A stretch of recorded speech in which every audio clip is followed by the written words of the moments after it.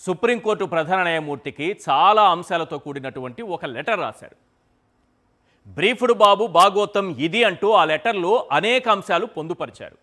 ఇప్పుడు ఈ విషయాలన్నీ ఎందుకంటే ఒకే ఒక్క ఎమ్మెల్యేను కొనడానికి 5 కోట్ల రూపాయలు ఖర్చు పెట్టారు కదా.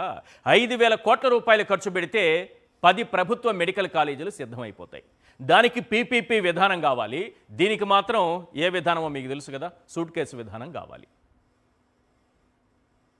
ఇంత దారుణం. ఆ లెటర్లో ఏముందని చూస్తే చాలా అంశాలు మనం వ్యవస్థల్ని మేనేజ్ చేశారు చంద్రబాబు అని మత్తయ్య రాసినటువంటి లేఖలోనే ఉంది. ఈ విషయం పైన మరీ లోతుగా నేను వెళ్ళలేను, తెలుసు కదా మీకు, మరీ లోతుకెళ్తే ఏమవుతుందనేది. కాబట్టి మరీ లోతుగా మనం వెళ్ళలేం. కానీ మత్తయ్య రాసినటువంటి లేఖలో ఉన్నటువంటి అంశాలను మాత్రం చర్చిద్దాం. వ్యవస్థల్ని మేనేజ్ చేశారు, కిడ్నాప్లకు పాల్పడ్డారు, అజ్ఞాతంలో ఉంచారు, చాలా విషయాలు ఉన్నాయి.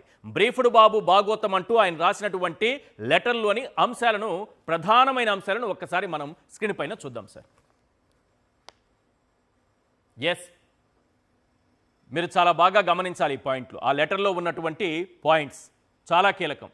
ఎందుకు ఇవన్నీ చెప్పాల్సి వస్తుందంటే, చంద్రబాబు నాయుడు గారు ఒక ప్రజాస్వామికవాదిగా, శాంతిదూతగా తనను తాను అభివర్ణించుకుంటూ అవతలి వాళ్ళని బాబాయి గొడ్డలని మీరు ఏదైనా అడగండి అదే ఆన్సర్ చెప్తూ ఉంటారు.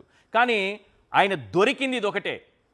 స్టేల్పై ఉన్నటువంటి కేసులు కూడా చాలా చెప్పాను, అలాగే బెయిల్పై ఉన్నటువంటి కేసులు ఉన్నాయి. కానీ మాట్లాడేటటువంటి మాటలు శాంతిదూతలా వినిపిస్తూ ఉంటాయి. కానీ శాంతిదూత గురించి మన మత్తయ్య గారు ఏం చెప్పారనేది కొన్ని పాయింట్స్ మీకు వినిపిస్తాను. ఓటుకు కోట్లు కేసులో బాబే కీలక నిందితుడు. స్టీఫెన్సన్ను ఒప్పించాలని బలవంతం చేశారు.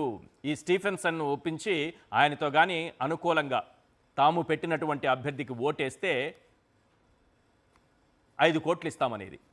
ఒక్క ఓటుకు 5 కోట్లు బాబే ఆఫర్ చేశారు. పోలీసులకు దొరకకుండా లోకేష్ నన్ను తరలించారు. పోలీసులకు దొరకకుండా అంటే కేసు నమోదైన తరువాత ఈ కేసులో పట్టుబడి బ్రీఫ్డ్ మీ ఆధారాలు బయటపడి సీసీ కెమెరాల్లో విజువల్స్తో పాటు దొరికిపోయిన తర్వాత ఎక్కడ మత్తయ్య నిజం చెప్పేస్తాడని ఆయనకి పోలీసులకు చిక్కకుండా ఆయన్ని లోకేష్ గారు తరలించారట. ఇప్పుడు ఈ విషయం చెప్పాను అనుకోండి, ఈ విషయం చెప్పిన వాళ్ళైనా సరే, లేదా ఈ విషయం పైన కాసేపట్లో మాట్లాడబోతున్నారు కదా ప్యానెల్లో కూర్చొని, ప్యానలిస్టులైనా సరే, ఎప్పుడు ఏ క్షణం ఎవరిని తీసుకెళ్ళిపోతారో తెలియని పరిస్థితి. సవీంద్రారెడ్డిని తీసుకెళ్లారు మఫ్టీలో వచ్చి పోలీసులు.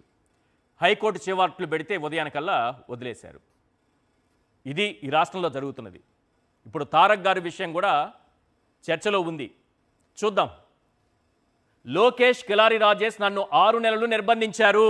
అత్యంత సన్నిహితుడైనటువంటి కిలారి రాజేష్ లోకేష్ కలిసి ఇద్దరు కలిసి 6 నెలల పాటు కళ్లకు గంతలు కట్టి మరి చీకటి గదిలో నిర్బంధించారని ఆయన లెటర్లో క్లియర్గా ఉంది.